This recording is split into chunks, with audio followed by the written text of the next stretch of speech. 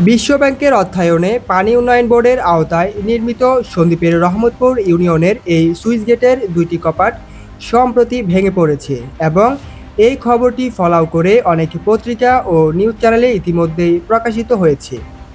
আশেপাশের মানুষ থেকে সন্দ্বীপ টেলিভিশন জানতে পারে রক্ষণাবেক্ষণের অভাবে সুইচ গেটের এই হাল। ভেঙে পড়েছে খালপাড় শাসনের জন্য বসানো ব্লক। এত পত্রিকা ও নিউজ চ্যানেলে প্রচারিত হওয়ার পরেও এখন পর্যন্ত সংশ্লিষ্টদের নজরে না আসাটা দুঃখজনক। কিছুদিনের মধ্যে কার্যকর ব্যবস্থা না নিলে পানির চাপে ভেঙে যেতে পারে কপাটের বাকি অংশ ও স্রোতের টানে ভেঙে পড়বে বেড়িবাঁধ। ইতিমধ্যে জোয়ারের পানি সরাসরি লোকালয়ে ঢুকে প্লাবিত হচ্ছে কৃষিজমি ও খালের আশেপাশে থাকা বাড়িঘর। দ্রুত ব্যবস্থা না নিলে আরও ক্ষয়ক্ষতির মুখে পড়তে পারে।